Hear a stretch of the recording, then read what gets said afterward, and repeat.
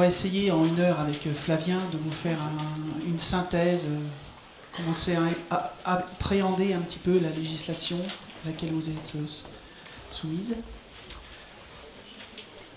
Alors, moi je suis Jean-Christophe Manot de la société Pharma Manager Développement, donc une société de conseil scientifique et réglementaire dans le domaine de la santé, y compris évidemment l'herboristerie et les plantes médicinales. Et Flavien Meunier, cabinet Lexcap à Angers, avocat, particulièrement dans le domaine compléments alimentaires, plantes et tout ce qui nous intéresse aujourd'hui. Alors pour ceux qui étaient venus l'année dernière, je vous avais fait un slide comme ça avec des petites bulles, mais je n'étais pas rentré dans le détail. Donc on va nous donner l'opportunité d'aller un peu plus loin pendant 1 heure. Donc on a essayé de vous formaliser un petit peu toutes les réglementations à laquelle vous avez une obligation en France et en Europe. Donc la mise sur le marché français, prochain slide. Encore un coup. Alors, ce qui est intéressant de voir, c'est que pour les plantes à infusion, elles sont considérées, au moins en France, comme des boissons. Donc elles sont en fait dans la législation des denrées courantes. Donc c'est une réglementation générale. Vous n'avez donc pas d'enregistrement spécifique à faire au préalable de la mise sur le marché. Donc en fait, vous êtes dans la législation des boissons. Contrairement aux compléments alimentaires qui, eux, sont soumis au décret 2352 pour lesquels vous avez une autorisation avant la mise sur le marché, donc c'est une déclaration auprès de la répression des fraudes. Et vous avez différentes procédures, et bien souvent, il y a une procédure qu'on appelle article 16. Si vous n'avez pas de retour au bout de 2 mois, c'est considéré comme accepté. Slide suivant. Encore un coup, le monopole pharmaceutique. Ouais, je vais prendre la main sur cette partie. On a isolé des contraintes en termes réglementaires sur la commercialisation des plantes et ce qui fait l'exercice de votre métier. Et parmi ces contraintes, on en a isolé 2 particulières que je vais vous exposer à la suite. Donc, tout d'abord, la notion de monopole pharmaceutique et ensuite le risque de requalification en médicaments. Alors, sur le monopole pharmaceutique, la difficulté, c'est que année 1940, année noire en France, M. Pétain a eu la bonne idée de faire mourir le métier d'herboriste pour réserver à ses petits camarades pharmaciens le cœur de métier de l'herboriste. Et il a créé dans le Code de la santé publique un article que vous avez cité, le 4211-1, qui fixe un petit peu les règles du monopole pharmaceutique et ce qui est donc octroyé comme possibilité pour les pharmaciens et uniquement pour les pharmaciens en termes de vente, et notamment sont réservés aux pharmaciens la vente des plantes médicinales inscrites à la pharmacopée et la dispensation des huiles essentielles. Donc, de manière générale, on a donc ce principe relativement large dans lequel on va réserver aux pharmaciens d'officine la faculté et la possibilité d'aller commercialiser des plantes. On avait prévu, c'est le slide suivant, des dérogations, une double dérogation. La première, qui était applicable à l'époque, qui était la possibilité de laisser les herboristes diplômés au 20 septembre 1941 la possibilité de poursuivre leur activité. Alors les herboristes diplômés avant le 20 septembre 1941, je crois qu'aujourd'hui il n'en existe plus beaucoup, donc une dérogation qui n'a plus lieu d'être. Et puis la deuxième dérogation était la possibilité pour un certain nombre de plantes de pouvoir être vendues par des personnes autres que les pharmaciens. Très clairement, vous avez bien compris l'idée, hein, c'était de réserver à ses petits camarades pharmaciens d'officine la possibilité de commercialiser la majorité des plantes médicinales inscrites à la pharmacopée. Et à l'époque, on avait donc une liste élargie en 1979 qui représentait 34 plantes uniquement. Et parmi ces plantes, on avait des plantes très intéressantes comme le houblon, le blé, ce genre de choses. Autant dire que pour les personnes autres que les pharmaciens d'officine, il n'y avait quasiment aucune possibilité de vendre des plantes médicinales inscrites à la pharmacopée. Et puis on a eu une nouvelle évolution qui en fait a été concomitante avec l'apparition et la création du statut du complément alimentaire en France et qui a été initiée en 2008. En 2008, le pouvoir réglementaire s'est aperçu sous les contraintes bruxelloises et de la Cour de justice de l'Union européenne, donc au niveau supranational, qu'il fallait un petit peu mettre des coups de boutoir sur ce monopole pharmaceutique et élargir les possibilités de vente. Premier décret qui a été adopté, donc le 2008-841, c'est le premier point. On a en fait tout simplement élargi la liste de 34 plantes à une liste de 140 plantes qui peuvent être vendues en l'état, donc en poudre ou en extrait à queue, par des personnes autres que les pharmaciens. Donc on quadruple la liste préexistante en termes de nombre de plantes. Et puis, deuxième point, on a permis, ça paraissait logique, aux personnes qui vendaient des compléments alimentaires autorisés, selon les procédures que vous a décrites Jean-Christophe tout à l'heure, de pouvoir vendre ces compléments alimentaires contenant des plantes médicinales, alors même qu'ils n'étaient pas pharmaciens. Il fallait mettre fin à une incohérence, on ne pouvait pas d'un côté autoriser des personnes non pharmaciennes à vendre des compléments alimentaires contenant des plantes médicinales, et en même temps maintenir le monopole pharmaceutique qui réservait aux pharmaciens la vente des dites plantes médicinales. Alors en bas du slide, il est indiqué en rouge qu'effectivement cette deuxième dérogation n'est applicable que pour les compléments alimentaires, ce qui veut dire qu'une plante qui est autorisée dans un complément alimentaire et qui peut être vendue par une personne autre qu'un pharmacien, cette même plante, si vous la vendez en tisane et qu'elle ne fait pas partie de la liste des 140 plantes citées dans le petit 1, ne peut normalement être vendue en l'état. Concrètement, l'aubépine sommité en complément alimentaire ne pose pas de problème. Vous l'avez en boisson, vous êtes soumis au monopole. Donc en fait, dans le domaine du complément alimentaire, on peut dire que le monopole pharmaceutique a sauté. Et curieusement, on va vous empêcher en infusion d'avoir de l'aubépine sommité. Enfin, on va vous empêcher. Vous pourriez avoir des problèmes du fait de cette réglementation française, ce qui ne pose maintenant plus aucun problème depuis l'application de ce décret. C'est une spécificité française, le monopole pharmaceutique? Alors, c'est une notion qui existe un peu partout en Europe, mais avec des champs d'application qui est totalement différents. En réalité, le monopole pharmaceutique à la française est le monopole le plus poussé. Et c'est celui où on a en plus des poursuites initiées par l'ordre des pharmaciens qui est le plus nombreux.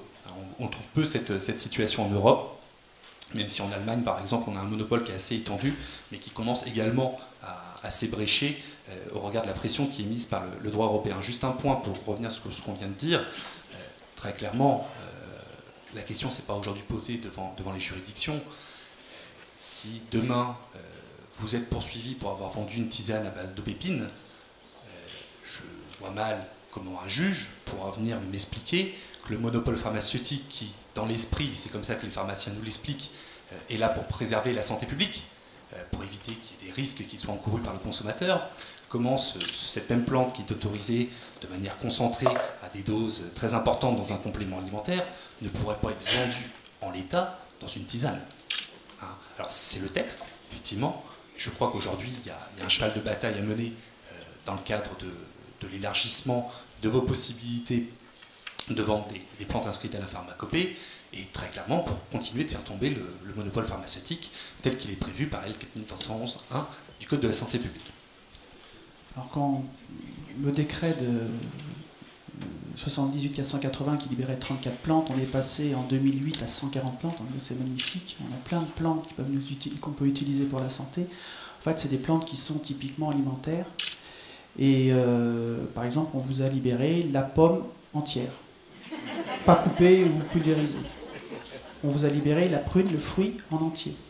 Donc ça a mis 2, 3, 4 ans pour faire ce texte, pour en arriver là. Alors vous avez l'aubépine qui est libérée, mais c'est le fruit, la baie qui sert en confiture. Donc en fait, il n'y a quasiment pas de plante qu'on peut connaître en tant que plante de phytothérapie.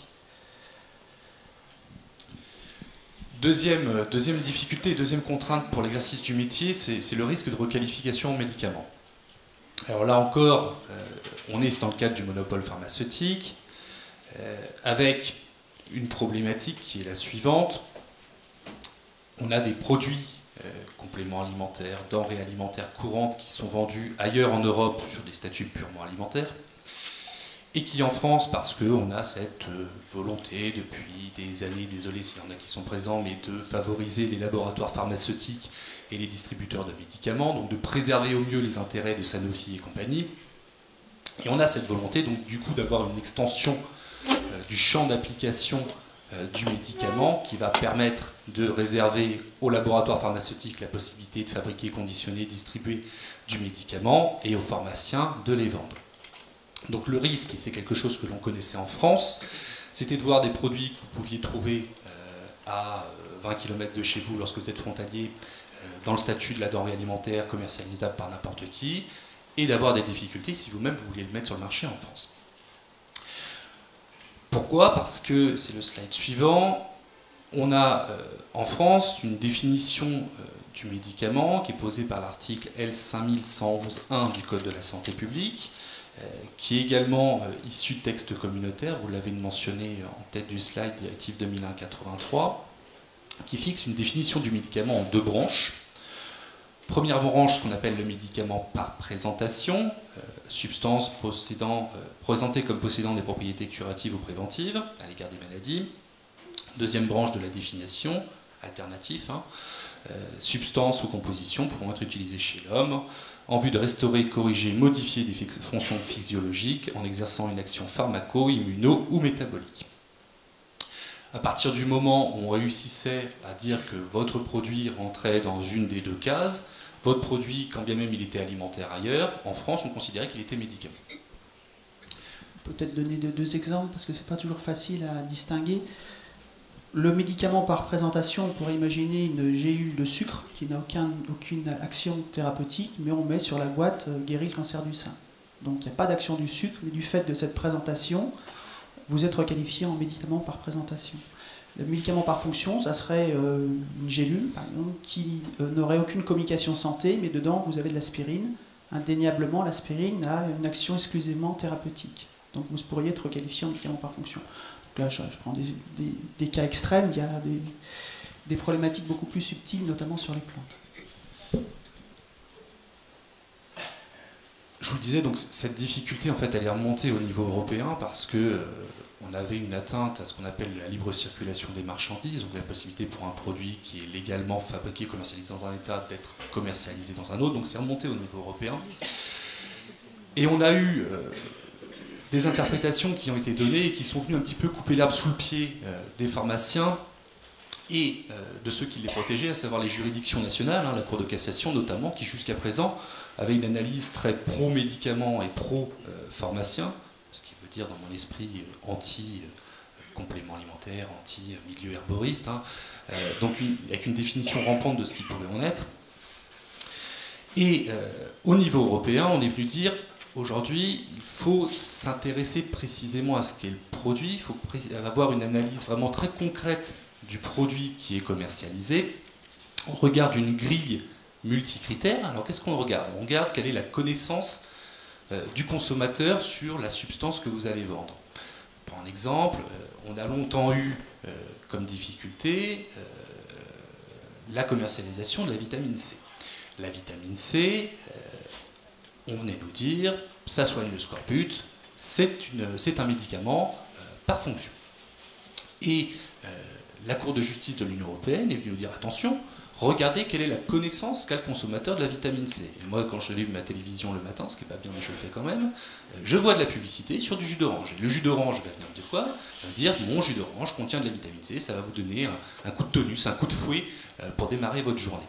Et donc, par conséquent, la connaissance qu'on a le consommateur sur la vitamine C, c'est que la vitamine C, ça fait partie du champ alimentaire, et non pas spécifiquement du champ du médicament. Premier critère. Deuxième critère, on va aller regarder quelle est la manière dont le produit est présenté. Est-ce qu'il est présenté sous une forme plutôt alimentaire ou plutôt médicamenteuse, gélule, comprimé, ampoule, même si ce critère est un petit peu aujourd'hui tombé en désuétude avec l'apparition de la notion de complément alimentaire. On va regarder s'il y a des modalités d'emploi particulières, des contre-indications. Alors là encore, de manière générale, on dit que sur l'étiquetage, lorsque sur votre produit vous avez une contre-indication, on peut pencher sur du médicament. Pour autant, lorsque je prends un paquet de chewing-gum, je vois qu'il y a des contre-indications, je vois qu'il y a des précautions d'emploi, on vous alerte sur le fait que ça peut avoir des effets laxatifs, et pour autant le chewing-gum n'est pas un médicament, mais un produit purement alimentaire. On va examiner également s'il y a des risques pour la santé publique, et au regard de cette analyse multicritère, on va déterminer si le produit ou non peut rentrer dans la catégorie du complément alimentaire ou du médicament. Précision importante parce que c'est quelque chose que dans votre exercice vous allez peut-être entendre, des inspecteurs de pharmacie ou des inspecteurs de la DGCCRF qui passant dans vos commerces vont venir vous dire, bah, écoutez, vous êtes bien gentil, mais vous vendez un produit qui est un médicament. Vous allez leur répondre, non, mon produit est un produit purement alimentaire. D'ailleurs, il est vendu en France et en Europe comme un produit alimentaire. On viendra vous dire, alors, ah, bah, je ne sais pas trop, ça peut être un médicament, mais ça aussi peut être un produit alimentaire. Et la directive de 2001 vient vous dire, en cas de doute, entre ces deux notions, on applique la notion la plus restrictive et la plus protectrice du consommateur, entre guillemets, à savoir la définition du médicament. Et on va venir vous dire, arrêtez tout de suite de commercialiser ce produit, parce que ce n'est pas de l'alimentaire, c'est du médicament. Alors ça, c'est un discours qu'il ne faut pas laisser passer. C'est un discours qu'il ne faut pas laisser passer parce qu'effectivement, on a un principe qui est de dire, lorsque vous avez une reconnaissance positive, lorsqu'on peut clairement, au regard de la grille que je vous ai citée tout à l'heure, dire que le produit est un médicament, alors, si j'ai un doute par rapport à une autre qualification, c'est un médicament. Pour autant, il faut démontrer positivement, il faut démontrer en pratique que votre produit tel qu'il est présenté, tel qu'il est composé, est un médicament. On ne peut pas se contenter de se dire c'est peut-être un médicament, c'est peut-être un alimentaire, donc c'est un médicament. Non, il faut vraiment pouvoir qualifier la notion de médicament. C'est quelque chose qui est également issu du droit européen. La Cour de justice s'est prononcée sur de l'ail qui était vendu en gélule et que les autorités nationales allemandes avaient décidé de qualifier comme étant un médicament. La Cour de justice de l'Union européenne est venue reconnaître que l'ail avait des effets bénéfiques pour la santé de manière générale, effectivement inconnu, c'est un épuratif. Je ne suis pas un homme de l'art, je suis un plan technique. Et pour autant, la Cour de justice est venue dire, peu importe qu'on ait des effets bénéfiques sur la santé en général, l'administration allemande n'a pas expressément réussi à qualifier que l'ail tel qu'elle est composée dans la gélule qui est vendue permet de restaurer, corriger ou modifier les fonctions physiologiques en exerçant une action pharmaco-immuno ou métabolique. Ce qui veut dire qu'il y a moyen de résister à cette volonté qu'on retrouve encore aujourd'hui au sein de l'administration française de surqualifier les produits en médicaments pour les maintenir dans le monopole pharmaceutique. Dernier point, et j'en arrête parce que je pourrais vous parler toute la matinée sur ces problématiques et vous avez d'autres thématiques à aborder.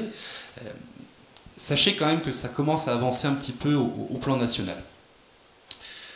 On avait jusqu'en 2012-2013 une situation un petit peu ubuesque dans laquelle vous aviez des personnes qui avaient fait les choses correctement, qui avaient déclaré leurs produits comme compléments alimentaires, qui contenaient des plantes, qui avaient obtenu les autorisations de la DGCCRF pour vendre les produits comme compléments alimentaires, et qui se voyaient poursuivre par l'ordre des pharmaciens, toujours eux, chargés du respect donc, du monopole pharmaceutique, et pour récupérer bien évidemment un petit peu de dommages et intérêts qui peuvent être relativement conséquents. Et les juridictions nationales soutenues en ça par la plus haute juridiction de la Cour de cassation qui venait dire peu importe l'autorisation que vous avez obtenue par la DGCCRF, moi, juridiction nationale, j'ai mon pouvoir d'appréciation et si j'ai envie, je requalifie comme médicament. Et parce qu'on avait des lobbies très importants, malheureusement auprès notamment des juridictions, en tout cas c'est comme ça que nous on a pu l'interpréter, la Cour de cassation systématiquement me requalifiait les produits pourtant autorisés par la DGCCRF en médicaments. Alors ça, on connaît une évolution actuellement qu'il va falloir voir si elle se poursuit et si elle est entérinée. On a eu 2 arrêts, notamment en 2014 de la Cour de cassation, qui est venu nous dire quoi? Qui est venu nous dire à partir du moment où vous avez fait le choix de déclarer votre produit comme complément alimentaire et que vous avez obtenu l'autorisation comme complément alimentaire de votre produit, la notion de médicament par fonction ne peut plus être retenue. Et on va simplement analyser la notion de médicament par présentation. Slide suivant. On vous a mis un petit exemple de médicament par présentation. Un antidépresseur, donc vous l'indiquez effectivement en bas du slide, efficacité équivalente à celle des antidépresseurs classiques. Vous avez également en dessous du bandeau bleu 540 le terme dépression, où là on va considérer que le produit tel qu'il est présenté vise une propriété curative à l'encontre d'une maladie, la dépression. Et on va considérer qu'on est sur un médicament par présentation. Là, on joue au chat et avec la souris, c'est ça, avec l'administration. Nous, lorsqu'on est consulté pour établir la grille d'analyse de ce produit, que ce soit Jean-Christophe ou nous, lorsqu'on voit ce type de présentation, on dit attention, vous êtes dans le domaine du médicament, dans le champ lexical du médicament. Là où on joue au chat et à la souris, c'est que moi, plutôt que de marquer dépression, je mettrais déprime. Et j'indiquerai que plutôt qu'une mention comme quoi on va lutter contre la dépression, eh bien, vous allez améliorer le bien-être mental de la personne et le bien-être et la manière de vivre. Et tout simplement en jouant sur du champ lexical, en inversant la pensée d'une pensée positive, agressive contre la maladie, en retournant les choses sur une pensée positive pour aider le corps à surmonter des difficultés, sans aller parler plus loin de maladie, vous allez réussir normalement à vous extraire du champ lexical habituel réservé aux médicaments et aux médecins pour repasser dans de l'alimentaire. C'est un point important, s'il y a certains axes on va dire, de communication où indéniablement on va être dans le médicament, on va guérir une maladie, le cancer, le cancer du sein, c'est exclu. Et effectivement, il y a des axes qui sont partagés à la fois entre le médicament qui guérit une maladie et l'alimentaire qui va améliorer ou maintenir l'état de santé. Alors effectivement, la dépression, ça ne sera pas possible. Par contre, le sommeil, vous pouvez tout à fait communiquer dans le sommeil, dans le domaine alimentaire et donc dans les infusions. Vous pouvez avoir, si vous avez effectivement une autorisation, parce qu'on en reparlera après au niveau de la communication, il faut des autorisations pour communiquer dans certains cas. Le taux de glucose dans le sang, c'est possible, mais jusqu'à un certain stade, puisque dès qu'on est diabétique, on tombe dans le domaine de la maladie. On peut avoir la même problématique avec la tension artérielle. Pour le stress, vous pouvez tout à fait communiquer si vous avez les allégations autorisées sur la diminution du stress, mais il faut éviter de parler d'angoisse. Donc on a toute une série de communications qui a l'interface entre le médicament et l'alimentaire, donc prévenir une maladie, guérir une maladie et améliorer l'état de santé. Donc il faut être très très vigilant sur le vocabulaire. Et effectivement, éviter d'employer notamment ce qu'on va retrouver comme terminologie avant c'était dans le cahier de l'agence numéro 3 qui est maintenant abrogé, ça va être maintenant dans ce qu'on appelle les monographies de l'agence européenne du médicament pour les médicaments à base de plantes. Donc il faut effectivement éviter de reprendre le vocabulaire puisque vous allez simuler finalement le vocabulaire d'un médicament. On a à peu près tout dit pour ça. Je laisse la main à Jean-Christophe sur la suite. Alors on est un peu démunis juste en conclusion par rapport au secteur du médicament, puisque il y a une directive sur le médicament qui définit effectivement le médicament par fonction et par présentation, on l'a vu tout à l'heure avec Flavien, mais on n'a pas le pendant pour l'effet physiologique notamment qu'on trouve dans un complément alimentaire. On dit qu'un complément alimentaire peut avoir un effet physiologique ou nutritionnel, mais à ce jour aucun texte français ou européen ne définit ce qu'est un effet physiologique. Alors heureusement, maintenant on est aidé, on le verra tout à l'heure, par le règlement allégation de santé. Alors les mentions d'étiquetage, un petit coup sur le slide suivant. Donc j'ai comparé également les plantes à infusion et les compléments alimentaires. Donc comme je vous ai dit, les plantes à infusion relèvent de la législation générale des denrées alimentaires. Vous avez donc deux textes à appréhender. Le premier, c'est le règlement 1169-2011. Donc vous notez le petit point 1, c'est applicable à partir du 13 décembre 2014. Donc je ne parle pas des textes qui sont en vigueur maintenant, il faut déjà penser à ce qui va se passer à partir du 13 décembre 2014. Donc tout ce qui sera mis sur le marché après cette date devra être conforme à cette nouvelle réglementation. Bon, il n'y a pas l'avantage de ce texte, c'est qu'il consolide toutes les nombreuses directives qu'il y avait au préalable. Il y a quand même certaines modifications importantes. Notamment sur les allergènes, il faudra qu'ils soient mis en avant, soit sous forme d'italique, de gras. Il y a quelques modifications pour ceux qui utilisent par exemple des vitamines. On n'utilisera plus le terme AJR, mais soit VNR, valeur nutritionnelle de référence, et à même pas 6 mois de l'application, la Commission européenne ne sait pas s'il faudra parler de VNR ou apport de référence. Donc via certains syndicats, on leur dit quand même de se grouiller parce qu'il faut que vous fassiez vos étiquetages. Et donc en fait, tous ceux qui auront des vitamines et minéraux dans le domaine alimentaire, pas que compléments alimentaires, il faudra qu'ils changent leur étiquetage pour passer de AJR ou à VNR ou apport de référence. Et au mois de mai, on ne sait toujours pas. Donc, d'une manière générale, on va avoir à peu près 90% de la réglementation actuelle, mais il y a quand même quelques subtilités à connaître avec cette nouvelle réglementation qui est donc pour fin d'année. Le règlement 1924-2006 sur les allégations nutritionnelles et de santé, donc ça va, on va en parler tout à l'heure, ça va légiférer toute la communication que vous faites sur vos packaging, les publicités, les brochures qui impliquent ou suggèrent un bénéfice pour la santé. Pour les compléments alimentaires, on a les deux mêmes premiers textes, puisque n'oubliez pas que les compléments alimentaires sont des denrées alimentaires.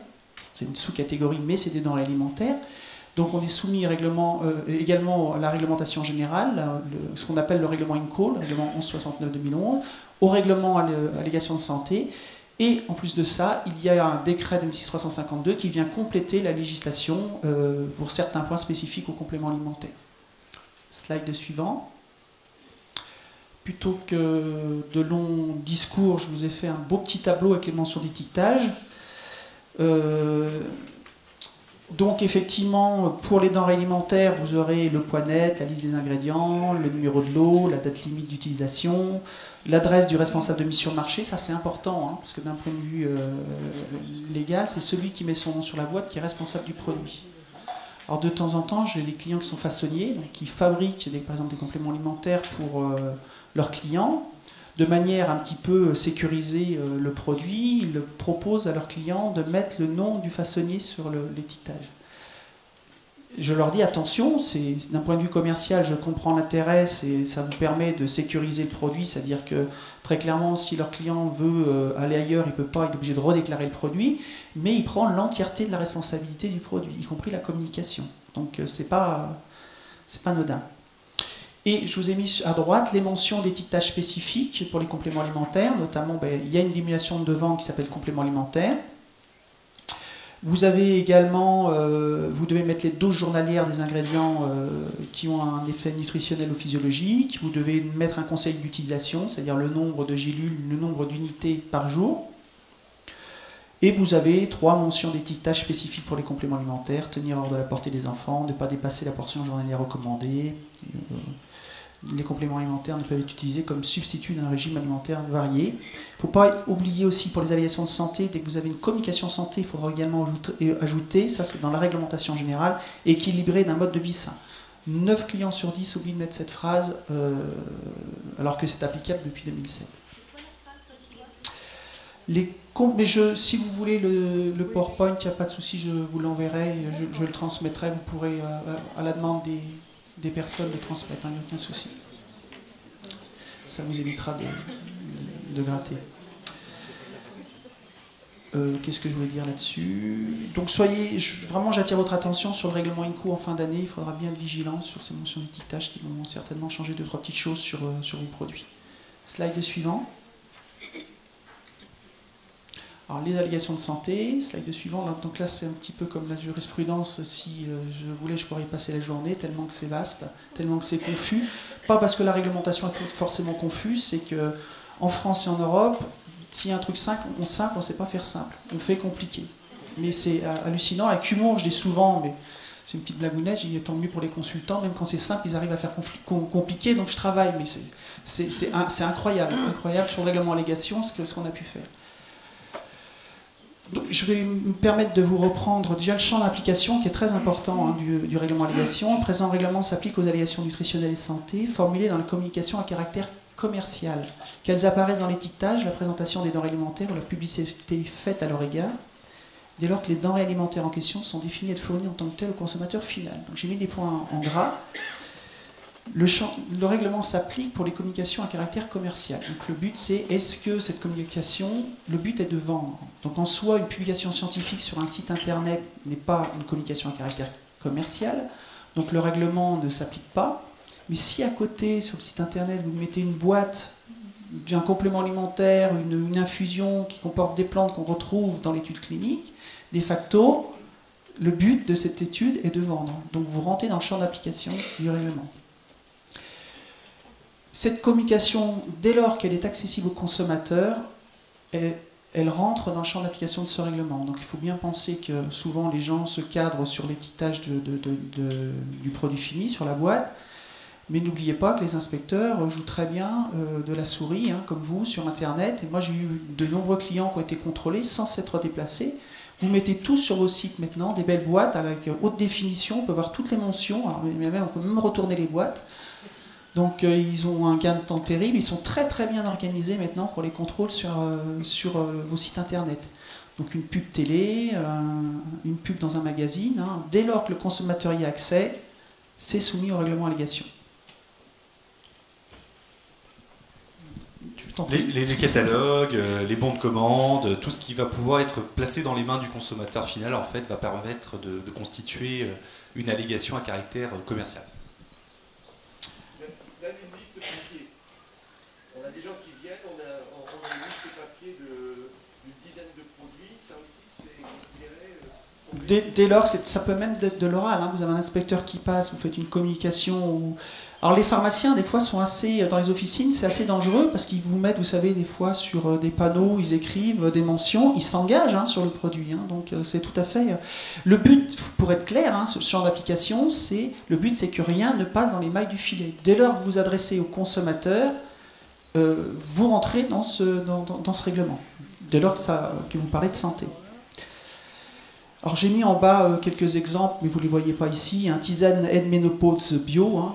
Vous êtes dans le règlement allégation. Cranberry bio pour les désagréments urinaires, vous êtes dans le champ d'application du règlement. D'ailleurs, celui-ci est complètement proscrit maintenant. Je vous expliquerai pourquoi. Cette allégation interdite. Il n'y a aucune allégation autorisée sur le cranberry, alors que c'est un des seuls ingrédients qui a eu un avis favorable du temps de l'AFSA. 99% des avis étaient défavorables. Le cranberry avait eu un avis favorable sur la réduction de la fixation des E. coli sur la paroi urinaire de la femme adulte. Les infections urinaires, quoi. Ça doit être ça. Et en fait, l'autorité européenne, un pendant européen, a refusé en fait cette allégation. Et donc si on traduit le mot cranberry, Mais cranberry ne suggère pas un bénéfice pour la santé. Vous pouvez avoir un nom. Le tout, c'est que le consommateur le comprenne. Bien-être féminin, vous êtes déjà dans le règlement allégation, on va voir dans la définition, vous suggérez un bénéfice pour la santé. Slide suivant. Alors justement, c'est la définition d'allégation. Je vous ai dit, dans le champ d'application, ils ont vraiment pris un filet avec des mailles très très fines. Eh bien, pour la définition de l'allégation, c'est terrible.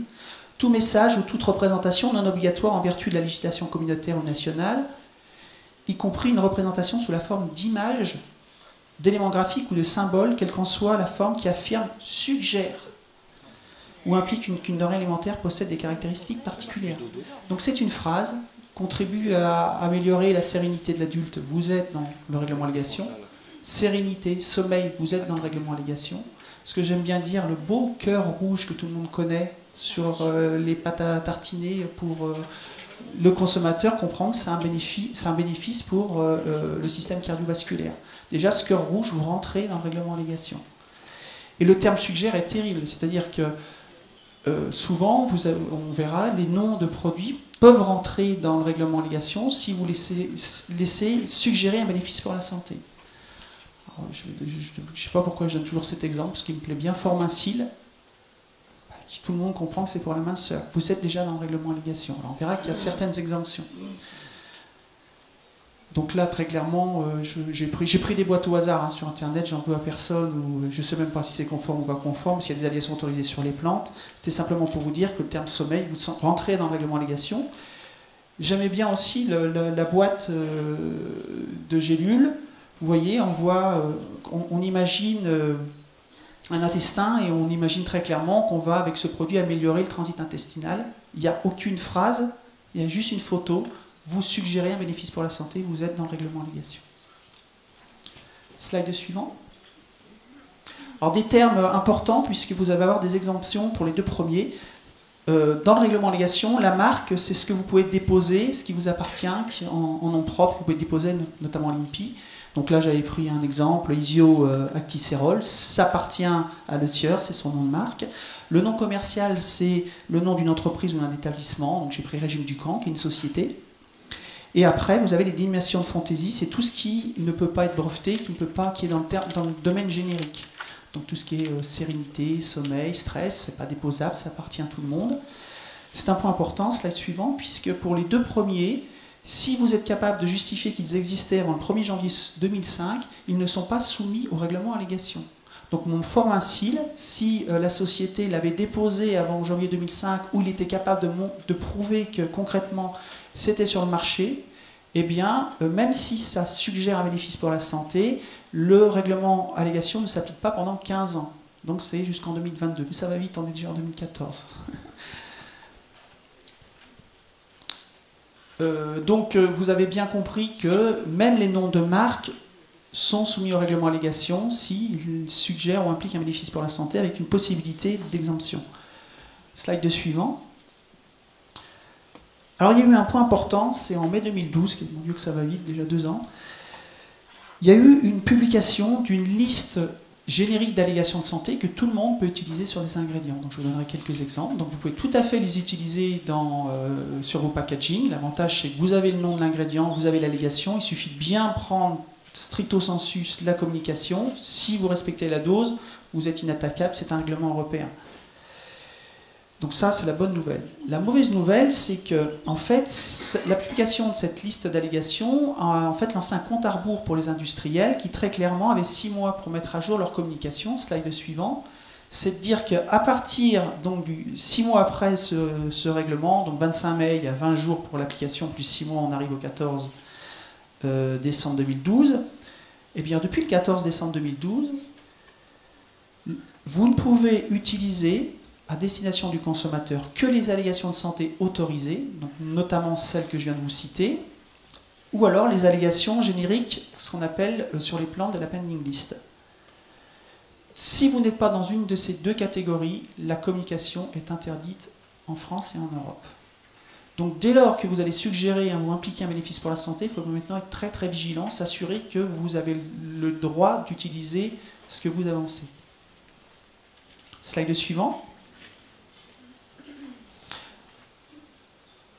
Concernant les allégations en attente, il y a 2 types de catégories en attente. Alors pourquoi elles sont en attente? Ça va être très long, je vais faire assez vite. C'est qu'en fait, merci l'Italie. L'Italie bien souvent remue la Commission européenne, notamment avec Belfrit, ça m'a beaucoup amusé. L'Italie avait une liste d'effets physiologiques pour les compléments alimentaires, et donc je crois que c'était un décret italien. Et en tant que décret, c'est une note technique, il l'avait soumise à la Commission européenne pour validation, pour s'assurer que c'était conforme avec le droit commun, avec le droit européen. Et la Commission leur a dit, mais monsieur les Italiens, il y a un problème, vos effets physiologiques, c'est des allégations de santé. Vous ne pouvez pas avoir une liste d'effets physiologiques italiens, vous êtes soumis au règlement allégation, donc on n'en veut pas. Donc ils avaient déjà publié le décret, alors ils n'avaient pas attendu que la Commission européenne leur demande l'avis, ils ont retiré le décret. Alors ils ont fait très très fort, c'est magnifique. Ils ont renvoyé le décret sans les effets physiologiques, la Commission européenne a dit d'accord, et alors il faut vraiment être gonflé. Sur le site du ministère de la Santé italien, maintenant vous pouvez voir le texte de loi sans les effets physiologiques, puis à côté un mauvais copier-coller de PDF qui est collé à côté. Ça, c'est pas le texte de loi, c'est des recommandations. Et hop là, c'est passé. Je les adore. Le ministère de la Santé, on ne fait pas dans la dentelle. Et en fait, c'est pour défendre leur industrie. Ils ont bien conscience que c'est la crise et qu'il y a, par rapport à beaucoup d'autres États membres, est-ce qu'il y a un problème de santé là-dessus? Est-ce que c'est des allégations traditionnelles? Eh bien, on fonce, on n'attend pas l'Europe.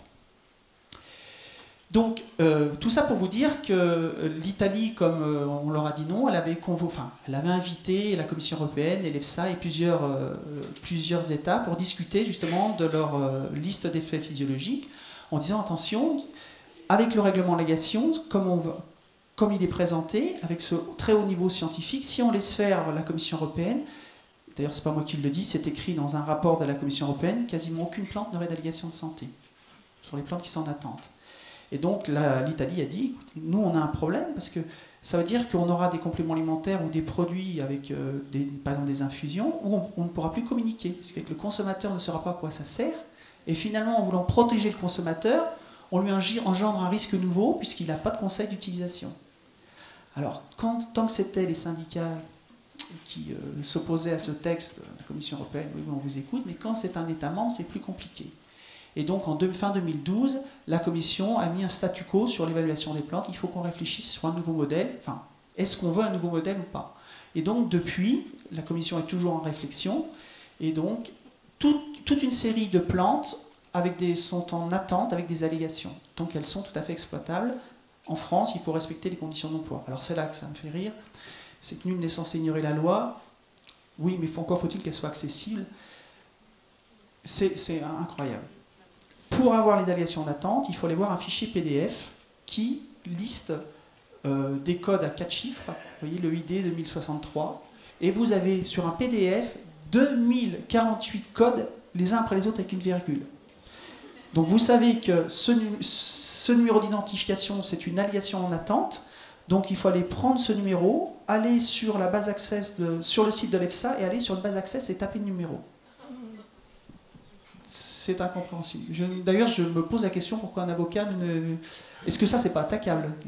C'est incroyable. Oui, on a un principe effectivement d'intelligibilité et d'accessibilité de la loi, et effectivement, il est clairement violé. Moi-même, quand je suis interrogé, alors j'aime pas le faire, mais quand je suis interrogé pour le faire et aller rechercher des allégations autorisées sur un produit que je ne bénéficie pas du support de Farm Manager avec son logiciel pour y accéder. Donc, quand le quidam, comme moi, veut aller chercher l'allégation, je suis effectivement obligé d'ouvrir ce PDF, d'aller chercher le numéro, d'aller le rentrer dans une base qui va me donner la liste des allégations. Inversement, si je vais sur la base de l'EFSA en me disant bah, tiens, je veux les allégations autorisées sur le fenouil, je vais taper fenouil dedans, moi-même son nom latin, qui va me donner une liste de numéros avec des idées 2000 machin, et puis des allégations. Alors, je vais prendre ça et ensuite je vais regarder tous mes idées et je vais aller vérifier qu'ils sont bien dans la pending list, parce que s'ils ne sont pas dans la pending list, en plus ils peuvent être refusés par la Commission européenne. Donc effectivement, c'est quelque chose qui est totalement incompréhensible par le commun des mortels, déjà qui est compliqué à comprendre par celui qui en fait au quotidien.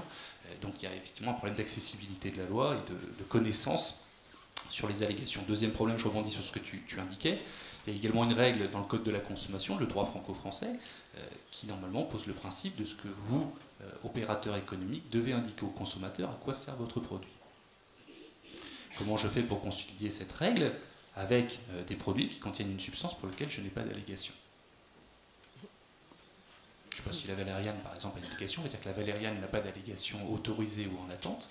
Je vends la valériane, le Code de la consommation me dit je dois informer le consommateur, et c'est normal, hein, le principe, pour savoir à quoi sert la valériane.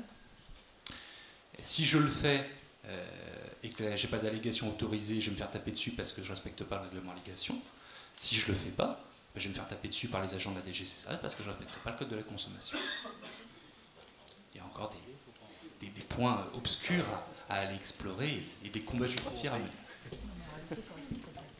Alors tout ça, c'est en attente depuis 2012. Ça ne bougera pas cette année parce que, comme vous le savez, il y a les élections du Parlement européen qui vont engendrer une nouvelle commission et c'est la commission qui décide. Donc même avec la meilleure volonté, ces discussions seront à nouveau relancées en 2015. Et de toute façon, après, vous aurez 6 mois en fonction de la décision pour corriger le packaging. Le bon côté, c'est qu'il y a 3 ans, on m'aurait dit, qu'est-ce que tu en penses? Les deux scénarios, c'est quoi? Le scénario 1 que propose la Commission, c'est de dire, ben voilà, on ne change pas le règlement allégation. Et le règlement allégation dit qu'il faut le plus haut niveau scientifique pour avoir une allégation de santé. Le plus haut niveau scientifique, c'est le niveau pharmaceutique. C'est-à-dire, c'est, très clairement, on le voit dans les avis, c'est l'étude clinique en double aveugle contre placebo. Je suis quasiment sûr, pour avoir évalué certaines AMM, que certains vieux médicaments ne passeraient pas le niveau qui est proposé par l'EFSA. Je ne donnerai pas des noms, mais j'en ai vu, notamment sur des médicaments à base de plantes. Si on leur passe le moule de l'EFSA, ils n'ont plus leur autorisation. La commission met dans un rapport, hein, c'est pas moi qui le dis, c'est pas un avocat, c'est la commission qui le dit. Si on garde ce modèle d'évaluation, quasiment aucune plante n'aura d'allégation de santé. Et le modèle B, c'est imaginer un modèle qui se rapproche des médicaments à base de plantes, c'est qu'en plus d'une justification scientifique, on intégrerait la traditionnalité d'utilisation d'allégation, c'est-à-dire 15 ans ou 30 ans, la valériane et le sommeil, par exemple, on pourrait imaginer ça. Et dans ce cas-là, la commission précise que ce qui serait bien, puisqu'on aurait un moindre niveau scientifique, mais ce qui est le cas pour les médicaments à base de plantes, hein. Concrètement, qu'est-ce qui se passe? Vous avez de la queue de cerise en médicaments traditionnels à base de plantes pour l'élimination rénale de l'eau. Il suffit de justifier d'une traditionnalité en Europe de la queue de cerise avec l'élimination rénale de l'eau de 15 ans et de 30 ans dans le monde. Et vous n'avez aucune étude clinique à mettre dans le dossier. Bon, après, il y a pas mal d'assurance et de contrôle qualité, certes. Vous voulez faire un complément alimentaire avec de la queue de cerise pour draineur, donc le même axe, on va dire très bien, il vous faut une étude clinique en double aveugle contre placebo, donc cette cachet d'entrée, c'est 300-400 000 €. Et la semaine dernière, pour la première fois, ça c'est un point important, je n'ai pas oublié de te dire, l'EFSA précise dans un avis qu'une étude n'est pas suffisante, il faudrait la répliquer. Alors concrètement, on le voyait dans les avis, parce que ceux qui avaient eu des autorisations, c'était des gens comme Provexi sur les extraits de tomates et l'agrégation plaquettaire, 7 études cliniques. Donc ça, effectivement, c'est inadapté pour les PME, très clairement. Les PME, même ceux du complément alimentaire, ne peuvent pas se permettre d'avoir ce type d'allégation. Donc scénario 1, on ne change pas. Il n'y aura quasiment pas d'allégation sur les plantes. Scénario 2, eh bien, on essaye de plaquer un modèle qui serait sensiblement identique à celui des médicaments à base de plantes. Donc, s'il y a 3-4 ans, je vous aurais dit, on n'a aucune chance d'avoir des allégations traditionnelles, parce que sur maintenant, on est 28 États membres, à l'époque, il y en avait 27, il n'y a que la France et l'Italie qui étaient en faveur des allégations traditionnelles. Et de ce que j'ai pu en entendre dire, entre les gens qui sont pour les allégations traditionnelles et ceux qui sont indécis, puisqu'en fait les États membres, chacun, ils sont au CPCASA et ils vont prendre cette décision, certainement, et bien entre les indécis et ceux qui sont pour les allégations traditionnelles, c'est quasiment moitié-moitié. Donc plus on attend, finalement, plus c'est en faveur de notre cause. Donc c'est une bonne nouvelle. Slide suivant. Ça t'intéresse peut-être le novel food? Non, pas spécialement. Juste un mot sur les allégations santé, parce qu'il y a quand même encore une difficulté qui va se poser. C'est qu'aujourd'hui, on va vous autoriser ou vous tolérer l'utilisation d'allégations de santé qui peuvent être assez fortes en termes de communication et qui, si on passe cette allégation au crible de ce qu'on connaissait avant, fait ressortir la notion de médicament par présentation. Et ça, c'est très dangereux parce qu'aujourd'hui, on a des allégations santé qui sont expressément autorisées, mais qu'il n'est pas impossible que demain un juge vienne considérer que cette allégation de santé autorisée, pourtant sur le domaine alimentaire, requalifie votre produit comme médicament par présentation. D'ailleurs, dans le règlement allégation santé, je l'ai vérifié il n'y a pas très longtemps, il est bien indiqué que l'allégation santé est donnée, mais sous réserve de l'appréciation de la notion de médicament. Alors c'est totalement US, puisqu'aujourd'hui on va autoriser, après une étude scientifique, le fait qu'on a un lien entre une substance et une allégation utilisable dans l'alimentaire, et demain ça ne vous met pas pour autant à l'abri de poursuites par l'ordre des pharmaciens, en considérant que votre produit, alors même qu'il est revêtu d'une allégation santé, constitue un médicament par présentation. Là encore, il va y avoir de quoi se battre. Il y a aussi le point, le considérant 17 de ce fameux règlement 432, qui dit c'est pas parce que vous avez une allégation de santé autorisée que le produit ou la dose à laquelle le produit a une allégation est un ingrédient autorisé en France ou en Europe. Et c'est notre cheval de bataille actuel sur la mélatonine. Mélatonine qui bénéficie d'une allégation santé sur le domaine de l'endormissement, du sommeil. Et pour autant, aujourd'hui en France, on est en train de se battre puisque la mélatonine, jusqu'à présent, est incluse dans la liste des substances qui ne peuvent être utilisées que dans les médicaments. Donc pensez toujours, si vous utilisez des allégations de santé, en fait, l'Autorité européenne de sécurité des aliments, on les a mandatés pour évaluer le caractère scientifique d'une allégation. On ne leur a pas demandé de savoir si c'était autorisé ou pas l'ingrédient en tant que tel. Donc il faut toujours vous assurer que la plante ou l'ingrédient que vous utilisez pour cette allégation est bien autorisé en France. Donc c'est le cas de la mélatonine. Voilà, l'exemple, comment faire simple, si on peut faire compliqué, ils auraient dû vérifier au préalable les ingrédients et les doses. Le règlement Novel Food, donc le règlement sur les nouveaux ingrédients, les nouveaux aliments, donc c'est un règlement qui est maintenant quand même très vieux, 97, mais qui est important, hein. On voit qu'on a une tendance en France, et surtout en Belgique, hein, de revoir le statut de certaines plantes en tant que Novel Food. Et ce qui est très curieux, c'est que ces plantes, on les trouve dans l'arrêté royal, hein, dans liste 3, et la Belgique, le ministère de la Santé, vous dit c'est pas parce que vous l'avez en liste 3 que ça ne peut pas être un ingrédient, une plante novel food. Donc une plante novel food, c'est quoi? C'est une plante qui n'a pas de traditionnalité alimentaire en Europe, en alimentation humaine, avant mai 97. Donc si vous n'êtes pas capable de prouver que cette plante était ingérée par l'homme de manière significative dans des réseaux de vente reconnus, la GMS, dans les magasins, eh bien on va vous dire c'est une plante non traditionnelle, donc il lui faut une autorisation, une évaluation de sa sécurité au préalable de la mise sur le marché. C'est une grosse problématique pour les plantes d'origine hors Europe, amérindiennes et asiatiques, qui ont une traditionnalité de consommation dans leur pays d'origine, mais pour lesquels vous allez avoir des difficultés à démontrer qu'en Europe, on avait une consommation significative avant mai 97. Et on a toute une tendance effectivement française et belge pour aller requalifier ces plantes de novel food, de nouveaux ingrédients alimentaires. Et ça implique quoi? Ça implique, mais je conçois que tu vas peut-être en parler deux mots, qu'il y ait des évaluations de sécurité qui soient faites et une autorisation express d'autorisation de la plante dans le domaine alimentaire.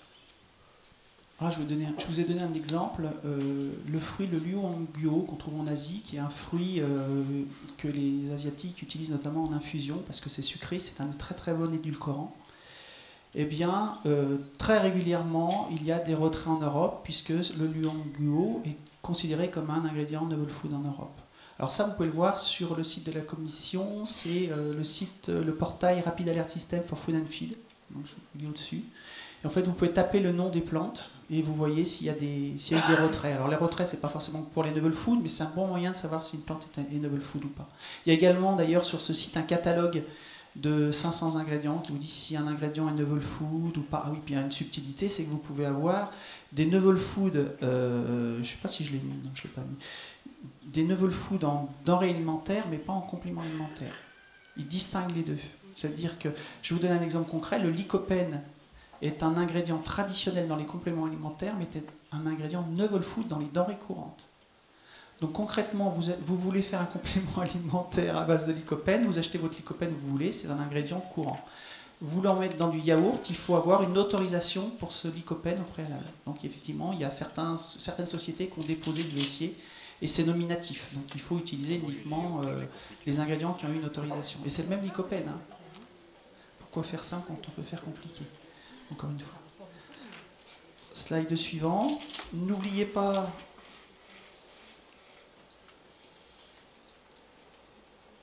pour l'herboristerie, la réglementation sur les pesticides. Donc la réglementation sur les pesticides, je vous ai mis en lien directement la base de données européenne des pesticides. Parce que c'est une usine à gaz, c'est un règlement avec des colonnes, des centaines et des centaines de pesticides, c'est imbuvable. Et ils ont fait pour une fois là un truc très très bien, une base de données. Vous tapez le pesticide ou la catégorie qui vous intéresse, et notamment, notez bien qu'il y a une catégorie infusion. Donc vous tapez infusion, vous avez la liste des pesticides autorisés avec les limitations. Alors ça a deux impacts. Si vous êtes au-dessus du seuil, vous êtes non conforme en Europe, mais si le pesticide n'est pas autorisé pour cette infusion, il est interdit en Europe. Donc il y a deux choses à voir. Est-ce que le pesticide est bien listé? Est-ce que vous satisfaisez à la norme? Dernier point, les contaminants. Donc n'oubliez pas également que les plantes peuvent être contaminées par notamment des métaux lourds, donc plomb, cadmium, mercure, par des mycotoxines, notamment je pense au réglisse, qui est souvent contaminé en ochratoxine A. Donc vous devez normalement opérer des contrôles, pas forcément à chaque lot, mais vous devez avoir une maîtrise du risque. Et en cas de contrôle, être capable de prouver que vous avez fait ces analyses et qu'à intervalles réguliers, les analyses sont conformes. Alors tout n'est pas forcément applicable, parce qu'il y a des choses qui sont spécifiques, notamment peut-être pour les produits gras ou les produits d'origine animale, c'est pas que pour les plantes. Hydrocarbures aromatiques polycycliques avec la pollution, ça devient vraiment un problème également. Et les seuils, bien souvent, sont très très bas. Si pour les pesticides, on parle de ppm, là on est au ppb, donc 1000 fois moins. Donc soyez vigilants. J'ai mis en dessous que pour les compléments alimentaires, il y a peu de textes de loi sur les compléments alimentaires en Europe. Je me demande s'il n'y en a même pas qu'un. C'est sur les contaminants. Donc si vous avez des compléments alimentaires, faites très régulièrement des contrôles sur plomb, cadmium, mercure. Vous avez les normes ici. Si vous êtes sûr que si vous avez un contrôle, la répression des fraudes fera des contrôles de contaminants. En ce moment, je crois qu'ils font des contrôles encore sur la valériane. J'ai des clients qui ont été, pour lesquels ils ont fait des prélèvements. Dernier slide. Bon, c'est bien évidemment, c'est une présentation qui n'est pas exhaustive.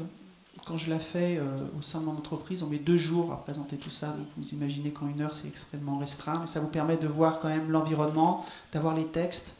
Si vous voulez vous y plonger, il faut évidemment penser aux OGM. Bon, j'espère que vous n'utilisez pas des plantes OGM. Les nanomatériaux, c'est pour les gens qui font des compléments alimentaires. Il faut savoir que la silice utilisé pour ses propriétés rhéologiques est un nanomatériau et que avec le règlement INCO, vous savez, le nouveau règlement sur l'étiquetage qui sera applicable au 14 décembre 2014, eh bien il faudra étiqueter entre crochets nano. Après la silice, c'est intégré en tant qu'ingrédient. Je peux vous dire que le consommateur, c'est comme l'OGM, il ne va pas aimer. Donc là, c'est une véritable problématique pour le métier du complément alimentaire à l'heure actuelle. La ionisation. Certaines herbes, certaines plantes peuvent être ionisées, mais dans ce cas-là, il faudrait l'étiqueter. Donc je pense que c'est proscrit, parce qu'il faut mettre sur la boîte traité par rayonnement gamma ou traité par ionisation. Donc c'est pareil, le consommateur, là, il se barre en courant. Donc soyez vigilants, il y a encore des sociétés qui, surtout quand les plantes viennent de pays tiers, on retrouve encore des plantes qui sont ionisées. Et l'administration sait très très bien faire les contrôles, puisqu'il y a une norme ISO internationale. Le bio et puis la nutrivigilance, qui est un système de contrôle de certains produits, notamment les compléments alimentaires. Pour votre autorité de contrôle, c'est la DGCCRF. Nous avons fini. Tu as un commentaire particulier? Ouais, juste un mot pour vous expliquer aussi. On est bon dans le timing. Juste un mot pour vous dire aussi ce qui se passe au niveau national et en off. L'an dernier, nous avions eu la chance d'avoir M. Cousin de la DGCCRF, qui n'est pas là aujourd'hui, pour vous dire qu'il faut bien que vous ayez conscience que vous êtes, pour le lobby pharmaceutique, des personnes à tuer.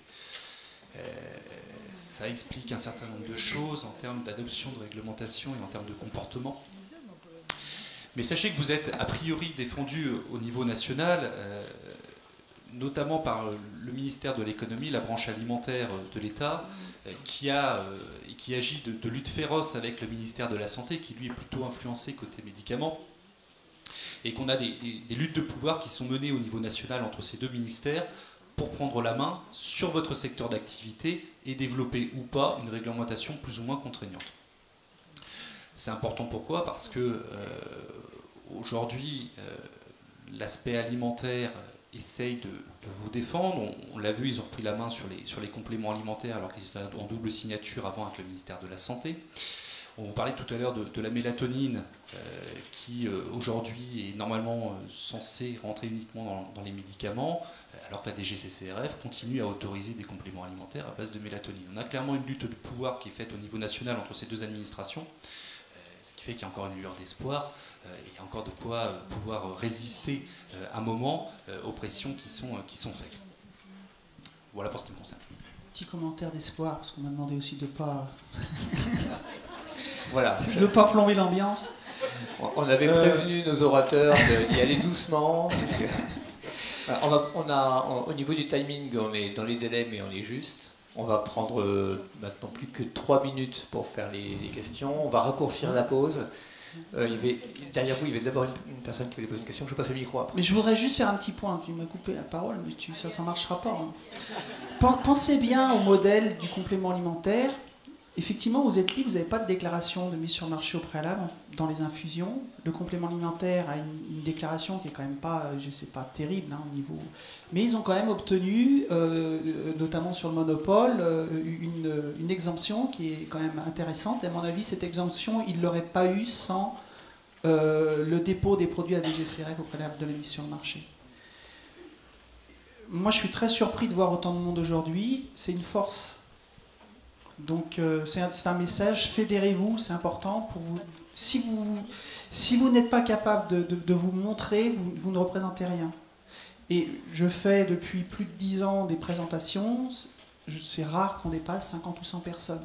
Et là c'est une véritable force, pensez-y. Et encore, on en a refusé. J'ai noté, c'est pour ça que je dis ça. Bonjour, moi j'ai une question, vous avez évoqué les pesticides, les OGM, etc. Quid de tout ce qui est microbiologie ?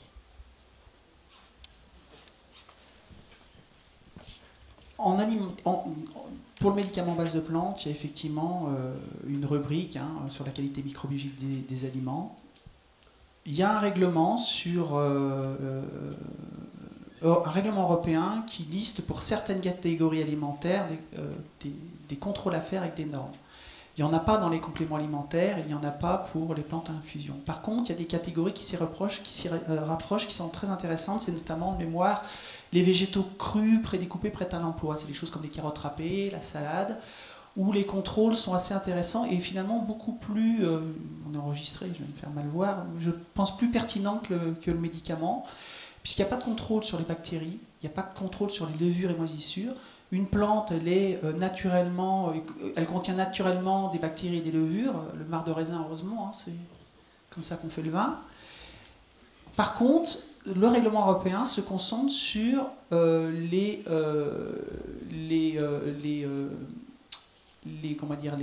cherche le terme, la contamination fécale, donc tout ce qui est E. coli, salmonelle et entérobactéries. Et au lieu, alors je ne sais plus comment ça se passe pour le médicament, mais en alimentaire c'est très bien fait, puisque le risque il est là, on ne contrôle que ça, et en fait on fait plusieurs prélèvements. Et en fait, je ne vais pas rentrer dans le détail, il y a un point 3 classes, donc en fait, on ne se concentre pas sur ce qui n'est pas dangereux, bactéries, levures, et on concentre les analyses sur les pathogènes. Voilà, c'est la chaleur. Sur les pathogènes, au lieu de faire un prélèvement, on fait, alors là pour les végétaux crus prêts à l'emploi, c'est 5 prélèvements. On va faire la pause.